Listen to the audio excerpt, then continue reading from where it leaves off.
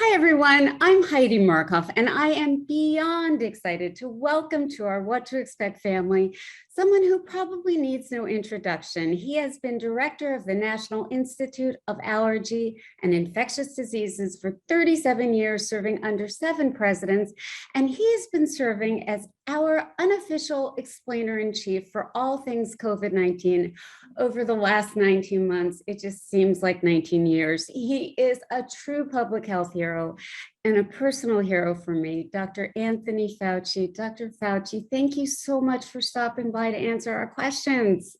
Heidi, it's a pleasure to be with you. Thank you for having me. Of course, speaking of questions, we get tons of them on what to expect, not surprisingly, about COVID-19 and the COVID-19 vaccines, especially about safety during pregnancy. And the vaccine, as you know, is strongly recommended by the CDC, by ACOG, by the Society of Maternal Fetal Medicine for all pregnant women. And yet vaccine hesitancy has been especially high among pregnant women, and the CDC has reported that vaccination rates are really low compared to the general population among pregnant women. And of course, we all understand pregnancy and worry go together, right? But I'm still hoping you can explain to concerned moms and dads-to-be, and as a father yourself, why you are so confident that the vaccine is safe and effective to get when you're pregnant, and why should moms not worry so much?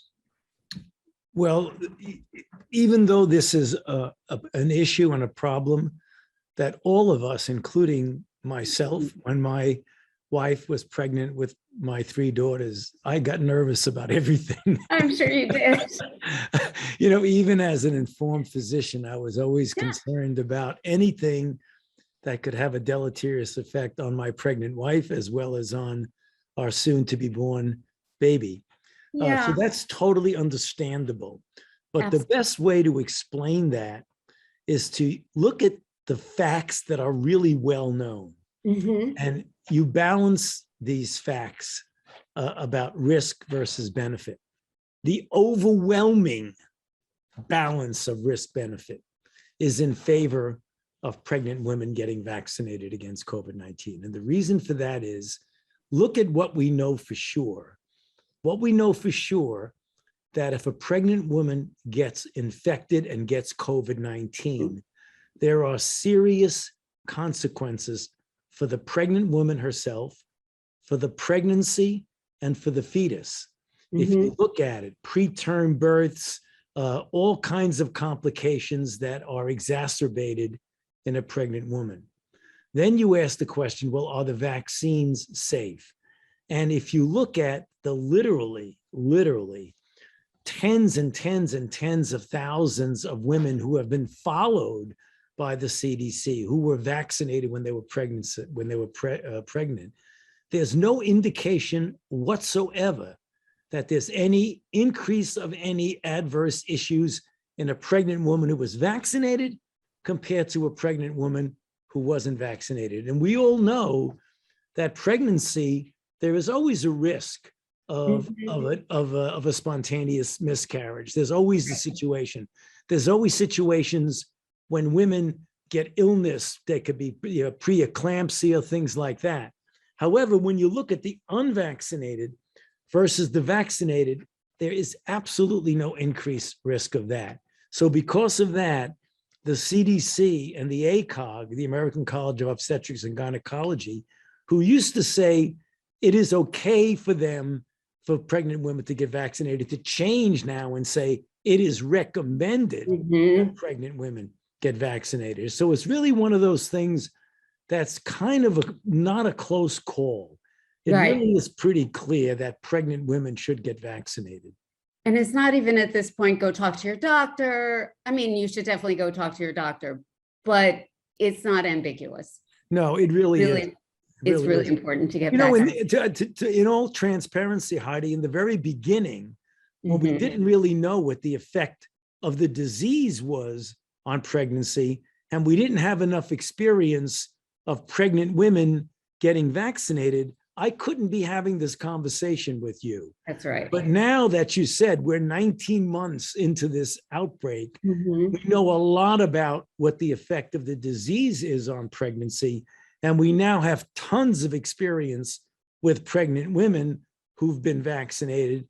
And it's just like I mentioned to you a moment ago, this is an easy call. And pregnant women, if they do get infected with COVID-19 and they're not vaccinated, their risks of being hospitalized, intubated, having all kinds of complications are much higher than a woman who's not pregnant. So Absolutely, absolutely. Yeah, that's why I said this is an easy one. it is. I hope it is for all the moms out there. And then, of course, there's another potential benefit, which I'd like to ask you about, and that is the antibodies that might be passed through the placenta to an unborn baby. How much evidence do we have of that? And I mean, if it's true, it's a nice perk, but we don't know how long it would last, if there is some form of protection. Okay, so you have to give, and again, I will always be completely honest about what the data are. Mhm. This is an extrapolation, Heidi. Let Yeah. me explain. So there are two ways in which a mother can protect the fetus and then the baby after birth regarding immune response. Mhm. There's passage of antibodies through the placenta during the pregnancy. And then after birth, mothers can transfer antibodies to the baby by breastfeeding. Right. Those are the two ways that antibodies go from a mother to either a fetus or a baby after he's born. Now, we haven't done, or we couldn't, because there's not enough data to do it, to Right. say that antibodies against COVID-19, against SARS-CoV-2, either from the placenta or through breast milk, absolutely protect the baby against Right. SARS-CoV-2. But we have decades and decades of experience with other diseases Mhm. that make it very clear that when a mother has antibodies, you could protect the fetus during the pregnancy. And when they have antibodies after, those antibodies last for a few months after pregnancy. And it isn't as if once you're born, the antibodies are gone, Right. but the antibodies that go from the mother through the placenta last in the baby for a while, for a matter of a couple of months. Then if you continue to do that with breastfeeding, it lasts as long as you breastfeed. So we know that from other diseases. We don't specifically know it for SARS-CoV-2 because there's not enough data to say that, but there's no reason to believe that COVID-19 is going to be any different from any other infectious disease, and that you will get protection of the baby with breastfeeding and transplacentally for the fetus.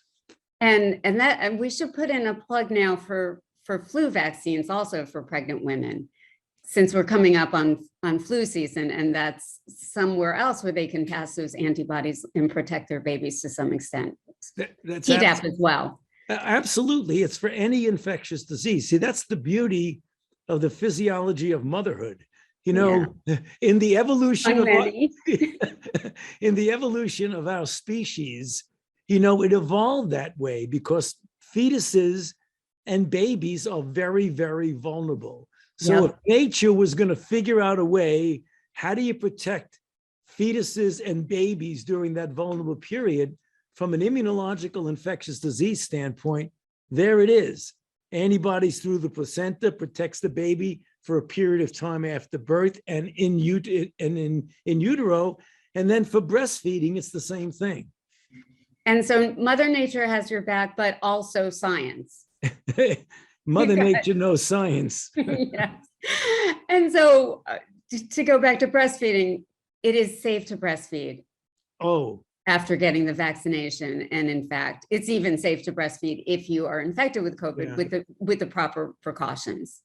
Oh yeah, absolutely. And it is not only safe, but it's a good idea. Now, not every mother either chooses to or is able to breastfeed. We know that. That's life, as it is. Absolutely. But if you are and you're decision is to breastfeed, you should know that you're doing something positive to protect the baby.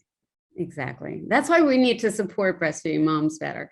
So there's a lot of misinformation. Well, I don't have to tell you this about, especially circulating about the mRNA vaccine and how it works, and that somehow it impacts fertility. This is something we hear a lot on what to expect about. Just please clarify, is there any way that getting the Pfizer or Moderna vaccine could possibly impact your chances of getting pregnant? So, Heidi, there's two answers to that, and they both are what you want to hear. Good. Yay, I love when that works out. And both of them are it's not a problem for the following reasons. There is no evidence. Now, remember, there have been hundreds and hundreds of millions of people now who've been vaccinated throughout the world. There's no indication whatsoever that the vaccine interferes with fertility in a woman or fertility in a man's ability to impregnate a woman. No evidence whatsoever. Now, in addition, you use the word mechanism. There's no mechanistic reason to figure out how that would even occur. I mean, I can't even make up a reason how, if you give an mRNA vaccine, all of a sudden that's going to interfere with fertility. I mean, there's no way. And then there is this misperception that since the letters RNA are in there, that it's somehow getting into your genes and it'll do. No, it molecularly can't happen. You can't have messenger RNA all of a sudden go back and become something that does to your genes. It just doesn't happen. So don't kill the messenger. Well, RNA. And I feel like this is a good time to say that if you are a couple planning to get pregnant, that you should plan to get vaccinated before you get busy. Exactly. You know, well, it goes beyond pregnancy, Heidi. If you are even thinking about vaccination, go get vaccinated now. And exactly. If you're not thinking about vaccination, you should be thinking about vaccination, because beyond the scope of pregnant women, it is so clear the beneficial effect. This is really one of a number of vaccines whose effectiveness is high. It's extremely high, and the vaccine is really quite safe. Mm-hmm. Yeah, and I guess a lot of people are concerned about breakthrough cases if they are vaccinated. But I think the reassuring thing is that if you're pregnant and you're vaccinated, I just heard from a mom who is concerned because she teaches in a kindergarten that serves kids who possibly might not keep their masks on, and she was very concerned. So can you talk a sister off the ledge? Yeah, I mean, if she's vaccinated, but still kids are not wearing masks, there are things that are breakthrough infections, particularly with the Delta variant. The Delta variant is a bad actor. It really spreads extremely efficiently from person to person.